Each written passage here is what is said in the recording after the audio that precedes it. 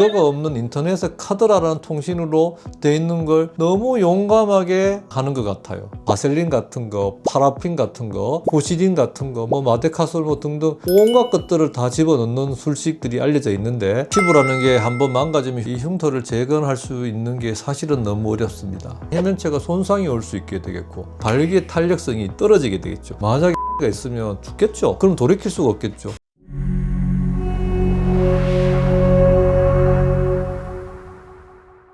안녕하세요. 남근을 가장 잘 창조한 의사, 근을 잘 창조한 의사, 강남 멤포스 비뇨기과 조창근 원장입니다. 오늘도 여러분들과 남성의 심벌에 대해서 재미있는 이야기를 나눠보도록 하겠습니다.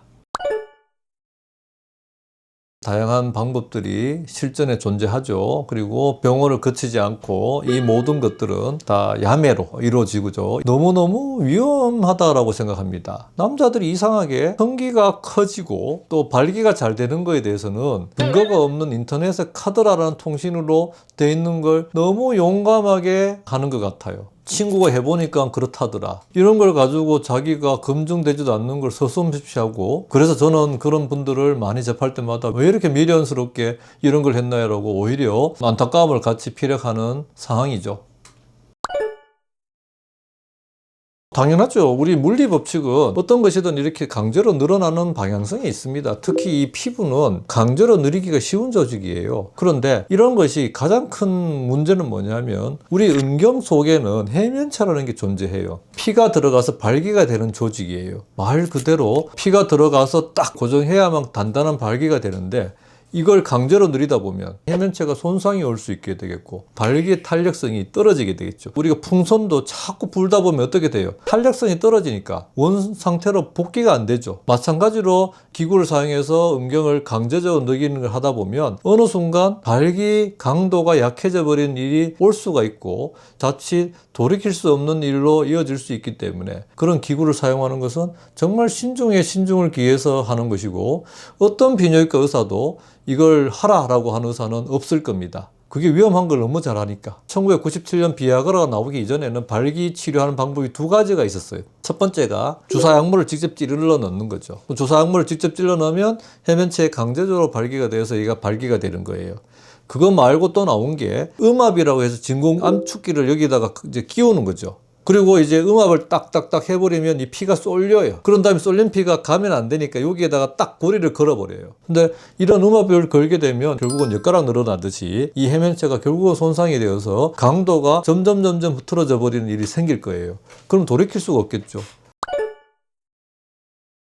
바르게 되면 어떤 것에 알러지 반응을 유도하고, 자꾸 바르다 보면 그것들이 피부 자극을 줄 수 있겠고, 피부 자극을 받으면 피부는 두꺼워지겠고, 그러면 커진 효과가 벌어지겠죠.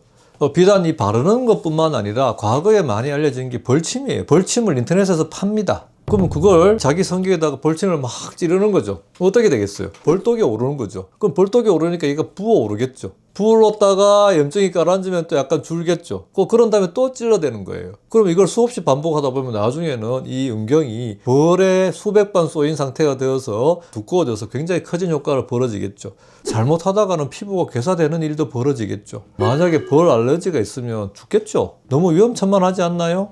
아니, 간단하게 병원 와서 한 30분 정도 수술하면 커지는 걸 위험을 각오하면서 그걸 해야 될까요? 저는 절대 권하지 않을 것 같습니다.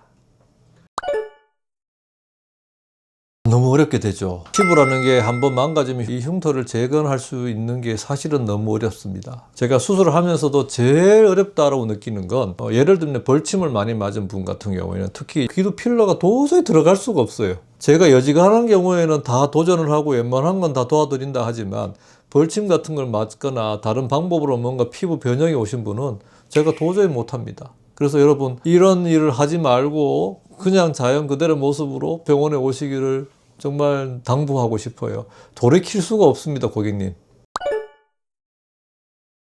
피부에만 국한되지 않고 해면체를 안에 타고 들어가서 스며든다면 발기를 돌이킬 수 없게 만드는 이제 역효과가 벌어지겠죠. 그래서 뭐 단순하게 커진다라고 하는 문제보다도 해면체라는 게 손상이 되면 사실 대체할 방법이 없고요. 해면체까지 손상된 분들은 결국 궁극적으로 발기를 일으키기 위해서는 임플란트 펌프 수술로 이걸 극복할 수밖에 없는데 이것조차도 수술할 때 방해를 줄 수가 있어요. 한 번에 어떤 선택이 낭패를 보게 되는 일들이 벌어질 수가 있고요. 안전하게 해야 됩니다. 남자로서 이걸 크게 하고 싶다라고 하면 검증된 병원에 가서 음경확대, 귀두확대를 검증된 소재를 가지고 하셔야 되고요. 발기를 좋게 하는 것도 검증된 방법인 안전한 약을 먹는 거, 안 되면 주사를 찔러보는 거, 그래도 안 될 때는 궁극적으로 펌프를 넣는 수술을 하셔야 되는 거지. 그냥 야매스러운 방법을 택했다가는 운에 맡겨서 좋을 수도 있겠죠.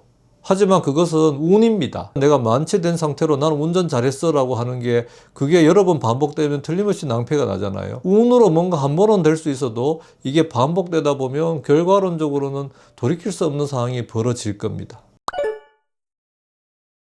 제가 늘 말씀드렸지만 이 귀두확대만큼은 히알루산 소재는 가장 안전한 소재입니다. 이런 소재는 이미 여자분들은 눈에도 넣고 코에도 넣고 팔자에도 넣고 이마에도 넣고 입술에도 넣고 다 들어갈 수 있는 소재인데 저는 이 귀두에 이 전체를 다 확대를 합니다. 이렇게 확대를 하게 되면 물론 그 자체가 만족스러운 결과가 나타나지만 간혹은 이게 마음에 안 들 수도 있잖아요. 이 소재는 언제든지 녹여버릴 수가 있습니다. 100% 원상복귀가 되는 소재 유일한 거니까 귀두확대만큼은 히알루산 소재를 이용한 귀두확대를 권하는 거고요. 음경도 저 역시 필러 검증된 걸 가지고 음경 확대를 합니다. 보통은 뭐 진피 성분과 히알루산 성분을 보통 많이 쓰는 것인데 안전하게 사라지면서 반복적으로 넣을 수 있는 소재이기 때문에 안전한 검증된 소재 쓰는 걸 권하는 거고요. 소위 말해서 음경에도 뭐 바셀린 같은 거, 파라핀 같은 거, 고시딘 같은 거, 뭐 마데카솔 뭐 등등 온갖 것들을 다 집어넣는 술식들이 알려져 있는데 그런 야매스러운 위험한 건 정말 하지 마시고 상담을 하시고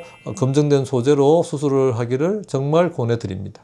우리가 이제 안전한 방법으로 남성 확대를 하는 거에 대해서 말씀을 드렸어요. 시중에 나와 있는 바르는 제품이라든지 아니면 어떤 음악기를 위한 펌프를 사용하든지 하는 것들은 거기에 따른 부작용이 틀림없이 내재되어 있으니까 전문가한테 꼭 상담을 받으셔가지고 안전한 방법의 어떤 수술 조치를 받는 걸 여러분에게 꼭 당부드리고 싶습니다. 지금까지 멤포스 비뇨기과 조창근 원장이었습니다. 감사합니다.